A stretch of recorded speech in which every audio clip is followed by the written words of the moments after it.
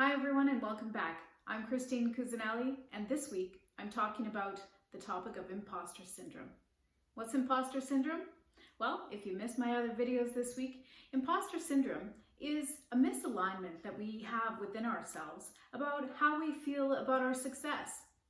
Sometimes when we're successful, we doubt ourselves and we think that maybe the success was attributed to sheer luck rather than our own abilities.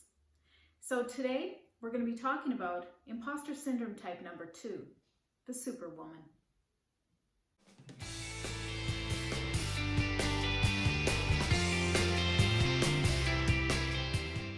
And if you'd like to work with me to conquer the old boys club yourself, then I invite you to connect with me on consultchristine.com.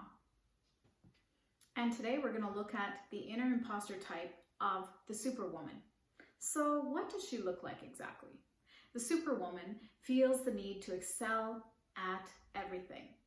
She's the person who measures her competence by how many roles she takes on and how many she excels at. She often will be a self-critic if she finds that she hasn't completed or is a failure at any of these tasks in any way. It brings about a sense of shame for her, and she will criticize herself inwardly and probably even try to take on more tasks to compensate.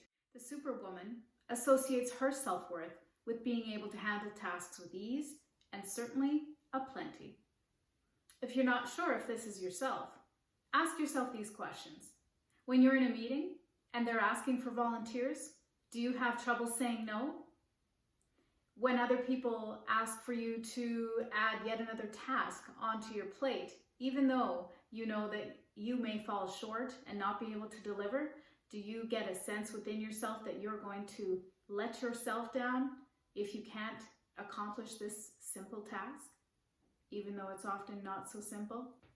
Do you have tasks that are actually personal tasks for yourself that you have to set aside because you won't have enough time to accomplish all the things everybody else has demanded of you?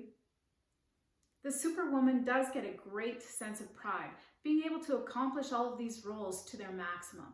But at the end of the day, the Superwoman, as are many of those who suffer from imposter syndrome types, you're on the cusp of burnout.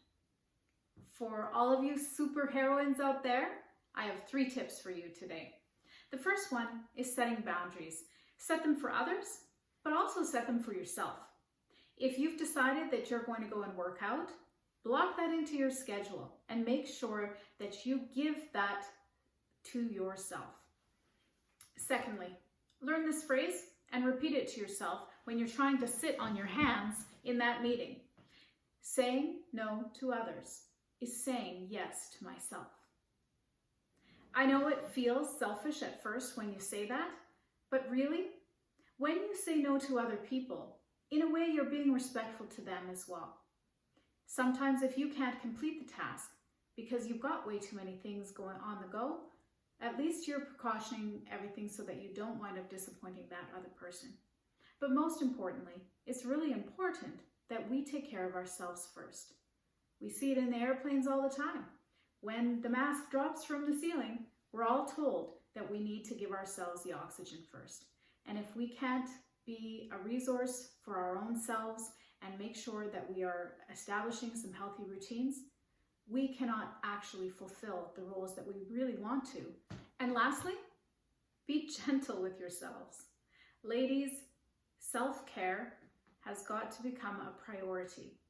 That means sectioning off the time when you need to go and have a nice luxurious bubble bath. It means taking time to go out in nature and take a half-an-hour walk. These are critical pieces to making sure that we're healthy and that we set boundaries to ourselves and for ourselves that say, I'm worth it. And I don't need to distinguish myself by all of the roles that I can fulfill to the maximum. I once worked with a woman who actually had full-on imposter syndrome. She was the type of person who was running around with her hair on fire. I like to refer to them a lot because they're the person who likes to claim that they're so busy, they're taking on so many roles, and in fact, in most cases, they really are. At the end of the day, there was a couple of things that went remiss. One of them was her health. She eventually wound up having to go and see her family doctor, and she was diagnosed with depression. I'm not saying that it was only attributed to the fact that she was constantly running around for other people and trying to max out on fulfilling each of these roles to such a high degree that it was virtually impossible. But I would say that it was a contributing factor. Well, I hope this short video has given you a sense of what the imposter syndrome is all about.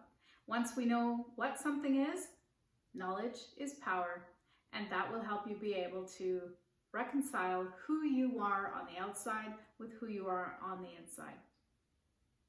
When you get clear on who you are and what you want, there's a different presence that you hold with all those people that you work with. It's a level of preeminence. And what it says to others is that you're prepared to do excellent work. And you're also putting boundaries out there that tells people that you also understand what your worth is. If you'd like to find out how we can work together to conquer the old boys club, I invite you to check out my website, consultchristine.com.